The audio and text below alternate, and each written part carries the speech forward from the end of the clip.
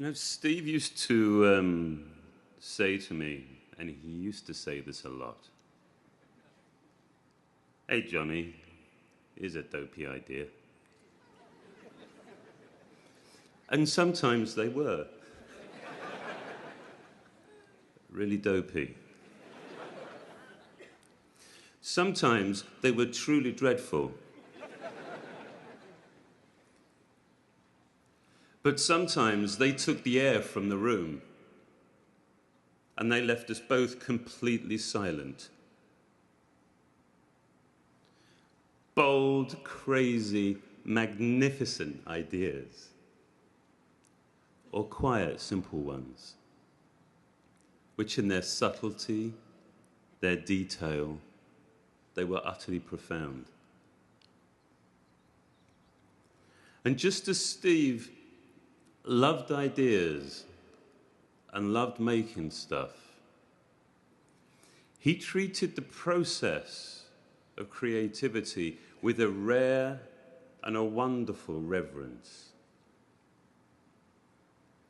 You see, I think he, better than anyone, understood that while ideas ultimately can be so powerful, they begin as fragile, barely formed thoughts, so easily missed, so easily compromised, so easily just squished. You know, I loved the way that he listened so intently. I loved his perception, his remarkable sensitivity, and his surgically precise opinion. I really believe there was a beauty in how singular, how keen his insight was,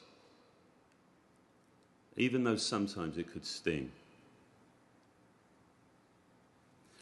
As I'm sure many of you know, Steve didn't confine his sense of excellence to making products.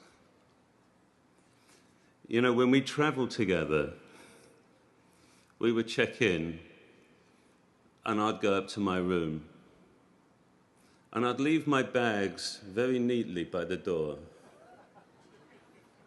and I wouldn't unpack.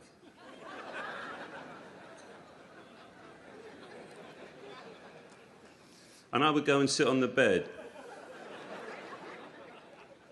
I would go and sit on the bed next to the phone. And I would wait for the inevitable phone call. "Hey, Johnny, this hotel sucks. Let's go."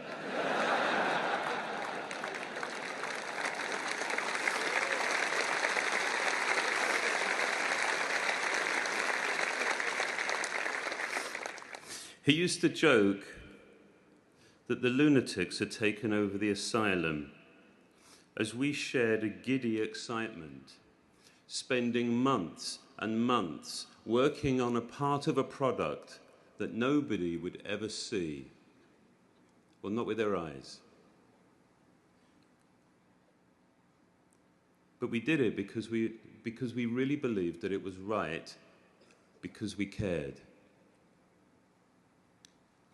He believed that there was a gravity, almost a sense of civic responsibility, to care way beyond any sort of functional imperative.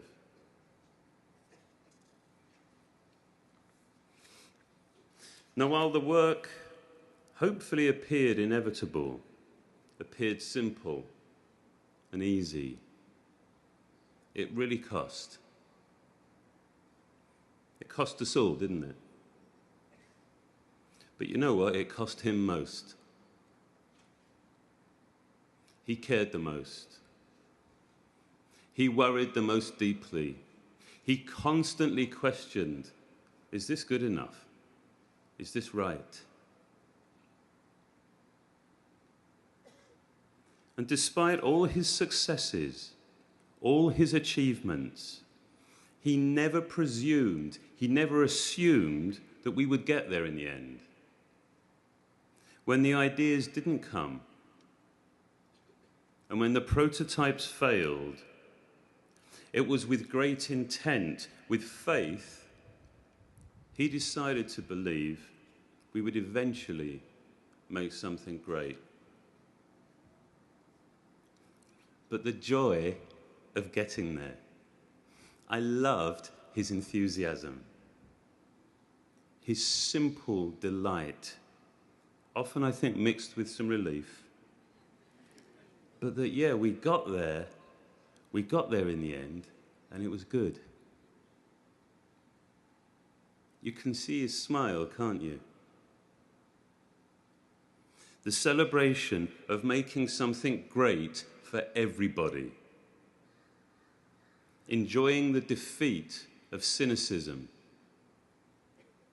The rejection of reason. The rejection of being told 100 times you can't do that. So his, I think, was a victory for beauty, for purity, and as he would say, for giving a damn.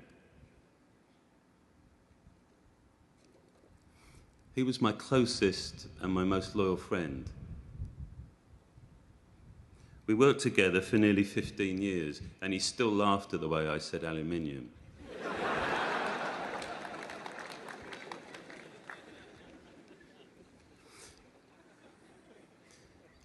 For the past 2 weeks, I think we've all been struggling to find ways to say goodbye.